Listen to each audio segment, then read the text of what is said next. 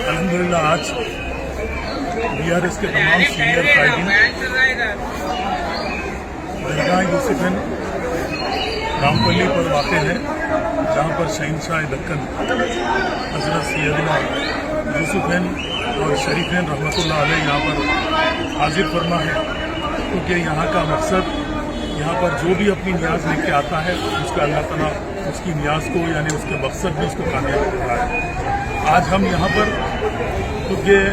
यहाँ पर हम इसलिए आए हैं कि हमारी पार्टी के सुप्रीमो चंद्रशेखर राव साहब, जिनकी आज 70वीं यौम पैदाइश है, इस ज़िमन में न सिर्फ तेलंगाना बल्कि मुल्क के दीगर मुकामात पर भी बड़े पैमाने पर इसको सेलिब्रेट किया जा रहा है। न सिर्फ मुल्क बल्कि बैरूनी मुल्क में भी जगह जगह अमेरिका, लंदन वगैरह भी सेलिब्रेट किया जा रहा है। मैं मुबारकबाद देता हूँ मेरी रियासत के साबिक़ा वज़ीर आला और बीआरएस पार्टी के सुप्रीमो कल्वकुटला चंद्रशेखर राव साहब को, जिनकी 70वीं पैदाइश पर और यहाँ पर हाजिर होने का मकसद उनकी लंबी उम्र के लिए, बीआरएस पार्टी की तरक्की के लिए और केसीआर साहब को दोबारा बरस इख्तिदार आने के लिए, न सिर्फ बरस इख्तिदार बल्कि अब जो पार्लियामेंटी इंतखाबात है, ये इंतखाबात में बीआरएस पार्टी अपना एक रंग और रूप दिखाए और अल्लाह ऐसा कर दे कि मेरी रियासत के साबिक़ा वज़ीर आला कल्वकुटला चंद्रशेखर राव साहब को मुल्क का डिप्टी प्राइम मिनिस्टर बना दे।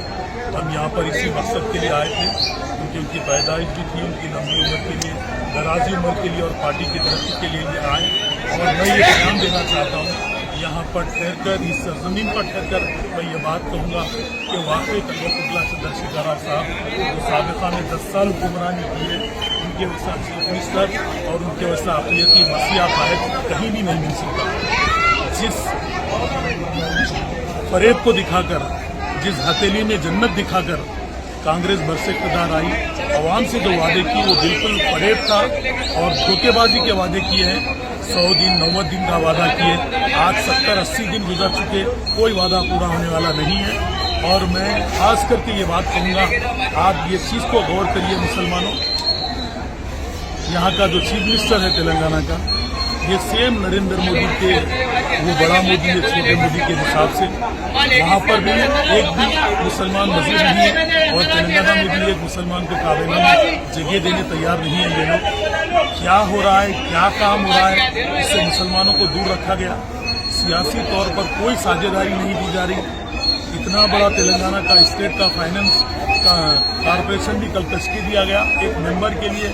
मुसलमानों को जगह नहीं दी गई और बार बार ये लोग सेकुलरिज्म की बातें करते हैं। इनके खिलाफ कोई आवाज़ उठाता है तो उसको ABC दे देते हैं और ये लोग कोई सियासी तौर पर, मुस्तकिल तौर पर अक़लियतों को देखना नहीं चाहते,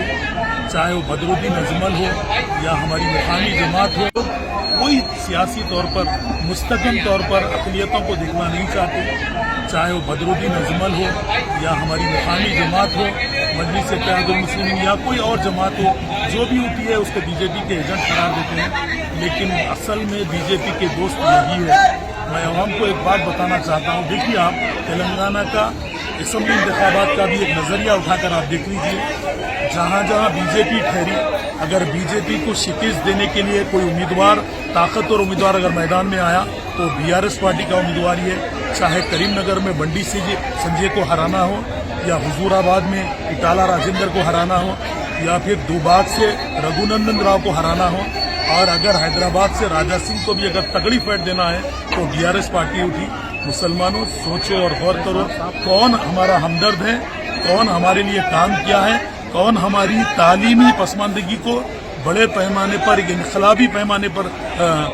तब्दील करना चाहता था, कौन हमारी मुआशियत को मुस्तकम करना चाहता था और कौन पिछले कई सालों से हमारी मुआशियत को तबाह किया। ये गौर व फिक्र करने की बात है। पार्लियामेंटी इंतखाबात में भी हम बिल्कुल डट कर मुकाबला करेंगे।